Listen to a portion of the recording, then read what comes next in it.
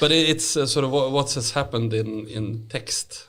I mean, it's ridiculous. It's. I guess we have to go there. You need to go. We need to go. You need to go to BERT. Let's talk BERT. No, but GPT3. I was thinking. Okay. So I was going to jump LMR. My favorite.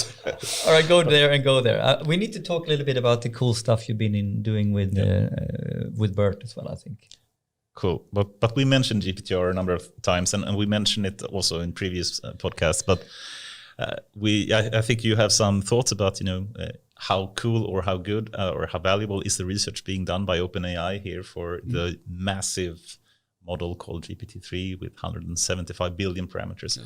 What's your thinking of the research that OpenAI is doing there? So a GPT3 for those who haven't heard about it, it's a massive text model. It's about 1,000 times larger than anything built before. And it's been done by OpenAI. OpenAI is an American... It was a non-profit, but I think it's not anymore. Yeah, so basically their goal is to reach artificial general intelligence and to be open and share everything that they have.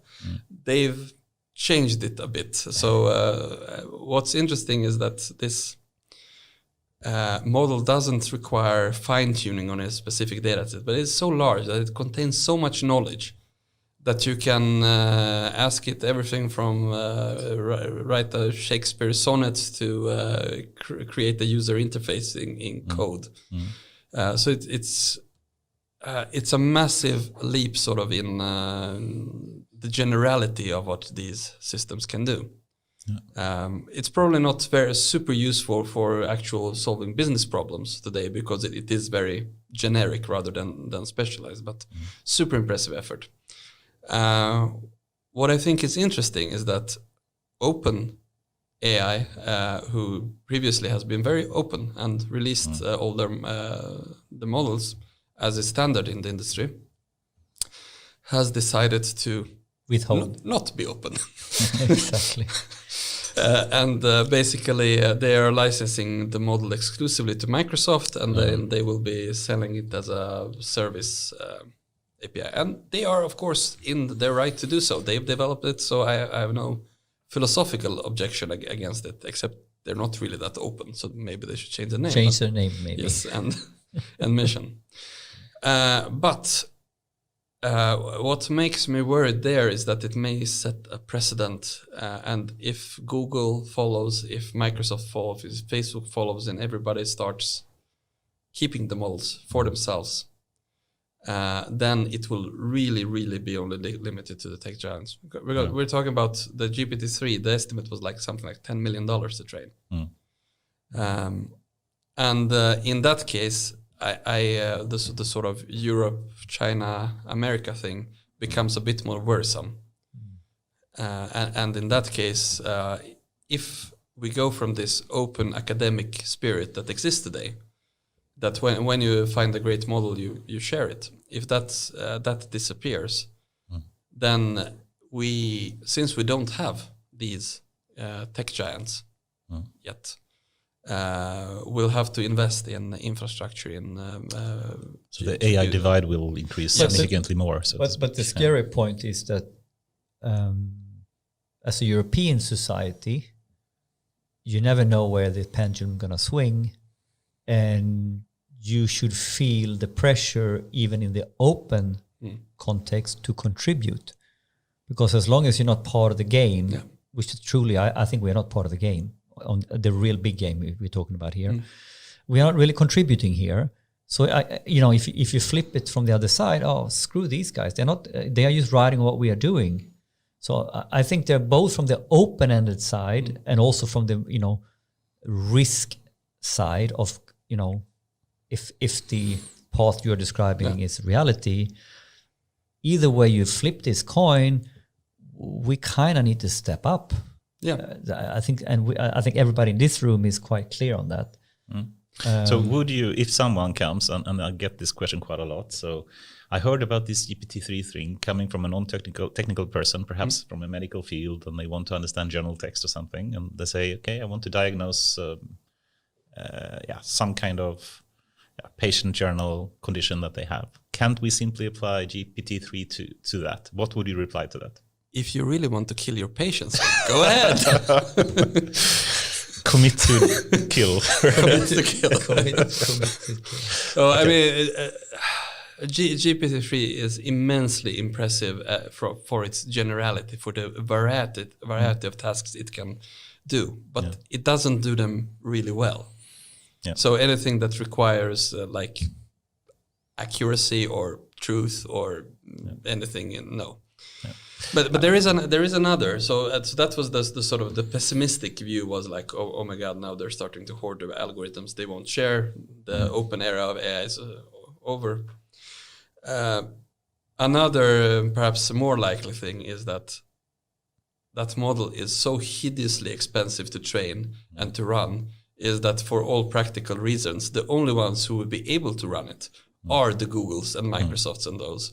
And that OpenAI thought like, nobody, the people in general won't be able to use this, so it will just be us doing research and the tech giants not paying anything for using it. Yeah, and still it's underperforming to like a specialized training model still. So it's much easier to run and easier to train. And people have a so wrong view, I think, of GPT-3. Plus, then comes the sort of thing of accessibility. And for all their power, the Googles and the OpenAI and Microsoft, they have generally massive access to general data, generic data. They don't have specialized data, what will work in your industrial process or something like that. And so there the sort of data advantage disappears. And then we come to the cost thing. I mean, there are other examples of fabulous technological demonstrators that show off what can be done, like, say, the Apollo program that got us to the moon, but that are not financially viable today. And I think GPT-3 may exactly be that. It's a major milestone, but it's... I'm so eager to go to SpaceX here, but we shouldn't go... No, but I think... But you're touching one of my favorite sort of analogy. It's this whole from scarcity to abundance. So the core topic here, if you truly want to do pervasive AI and all this, we need to crack the abundance problem. And then it's low cost. Yeah. And then it's basically simple to use. All this, right? So, but it also implies, I mean, like now if we are strategizing for Europe's sake here, a couple of minutes maybe. So when we go, if going, okay, we need to have abundance and we need to have low cost. If I think now about tooling and how I can apply that and how I can be, good at what I do, you can talk about abundance and low cost, but for a niche. So I'm thinking also that this also implies a little bit like not everybody can have world dominance across all sectors, but you can take stuff and you can apply it and then you can feed it with the real data that is super relevant for some specific use cases, and you can really get good results for a manageable cost. Absolutely. So what do so is that part of the formula here that, when we say tooling in Europe, we can be good in tooling? I mean, obviously it will cost much less and be more accessible to build something that, say, categorizes a quality defect rather than building artificial general intelligence. So the sort of ambition level, the specificity is... It's far more manageable and more narrow goal. And I think in practical terms, that's where we are with AI today, where it is super useful, where you find these relatively narrow use cases. You can find them in many places in a company. Yeah, so that's the point. You have. I start to look at this in a couple of companies now, and I can literally almost find it in every department, as long as I'm specific or clear about the problem.